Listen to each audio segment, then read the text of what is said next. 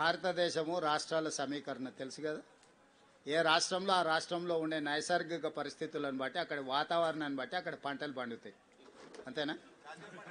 అదే జాతీయ పార్టీ కానీ యూనియన్ ఆఫ్ స్టేట్స్ ఇది. జాతీయ పార్టీ కూడా ప్రతి రాష్ట్రానికి ఒక పీసీసీ అధ్యక్షుడిని ఎందుకు వేస్తున్నారు? ఒకే అధ్యక్షుడు జాతీయ స్థాయిలో ఉంటే సరిపోతుంది కదా. ఏ రాష్ట్రాలకు ఆ రాష్ట్రాలకు ఆ స్థానిక పరిస్థితులను బట్టి నిర్ణయాలు తీసుకోవడానికి వెసులుబాటు కాంగ్రెస్ పార్టీ కల్పిస్తుంది.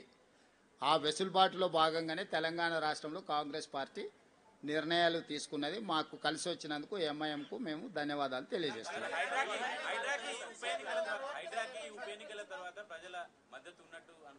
చారి గారు ఒక్కదాని కాదు, మొత్తం కాంగ్రెస్ ప్రభుత్వానికే ప్రజలు మద్దతుగా నిలబడ్డారు. మా పరిపాలనలో తీసుకునే నిర్ణయాలన్నిటిని కూడా మేము ప్రజలకు అనుకూలంగా సమీక్షించుకొని ముందుకు వెళ్ళడం జరుగుతుంది. అమర్ గారు, అమర్,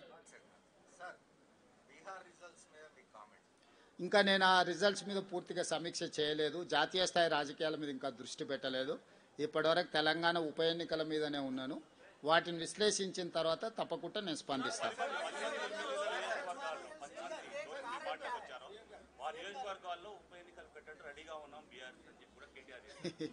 ఇక ఇప్పటి దగ్గర నేను అదే చెప్పిన, మళ్ళా అదే మాటలు మాట్లాడుతున్నాడు. కాబట్టి ఇవన్నీ నేను అందుకే చెప్తున్నా, నేను సూచన చేస్తున్నా. తెలంగాణ మంచి కోసం, వాళ్ళ భవిష్యత్తు కోసం ఇద్దరికి సూచన చేస్తున్నా.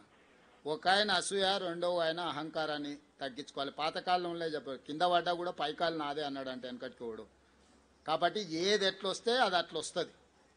ఇప్పుడు అది ఆయన చేతులు లేదు, నా చేతులు లేదు, స్పీకర్ గారి చేతిలో ఉంది, సుప్రీంకోర్టు చేతుల్లో ఉంది. అది వచ్చినప్పుడు వస్తుంది. ప్రజలు ఇచ్చే తీర్పు తప్పకుండా ఇస్తారు.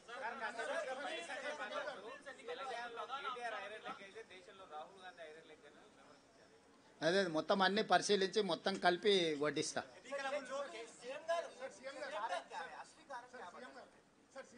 सरकार जो काम कर रहा है, सरकार को आशीर्वाद देने के लिए लोग आगे आए, बहुत सारे दिए, एक चीज नहीं है. हम पीछे से रेशन कार्ड और फाइन राइस, इंदिरा इन लो जो भी बोल रहे हैं ना, इसके साथ साथ हम कितने एम्प्लॉयमेंट क्रिएट किए, लॉ एंड ऑर्डर कितना कंट्रोल किए, ड्रग्स एंड गांजाई कितना हम लोग कंट्रोल किए.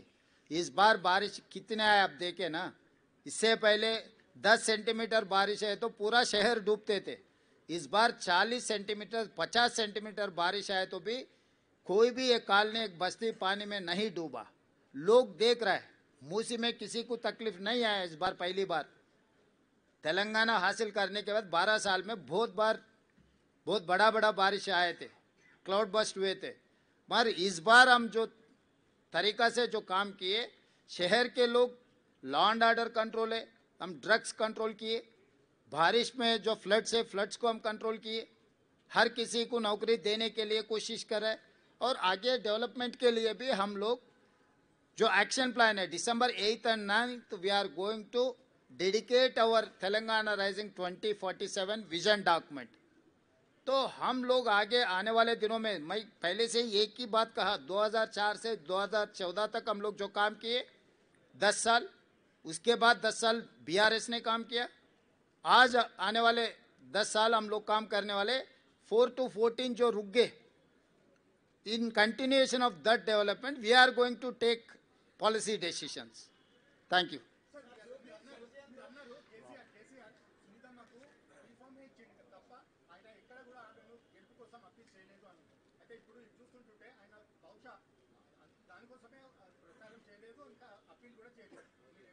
అంటే నేనేమన్నాను, ముందు నుంచి పాపం కేసీఆర్ గారిని తప్పించి ఆ కుర్చీని గుంజుకోవాలని హరీష్ కేటీఆర్ పోటీ పడుతున్నారు. సో ఒకసారి వాళ్ళకి అవకాశం ఇస్తే వాళ్ళ పరిస్థితి ఏదో వాళ్ళకి అర్థం కావాలని కేసీఆర్ గారు మౌనంగా ఉన్నారని నేను అనుకుంటున్నా. కేసీఆర్ గారు క్రియాశీలక రాజకీయాలలో లేరు, వారి ఆరోగ్యం కూడా అంతంతగానే ఉంది. క్రియాశీలక రాజకీయాలలో లేకుండా ఆరోగ్యం అంతంతగా ఉన్న ఒక నాయకుడిని విమర్శించడం భావ్యం కాదని నేను భావిస్తున్నా. కేసీఆర్ గారు క్రియాశీలక రాజకీయాలకు వచ్చినప్పుడు తప్పకుండా వారి పట్ల నేను స్పందిస్తాను. నా సూచన ఒక్కటే మీకు, ఇక డెవలప్మెంట్ మీద ఫోకస్ పెడదాము.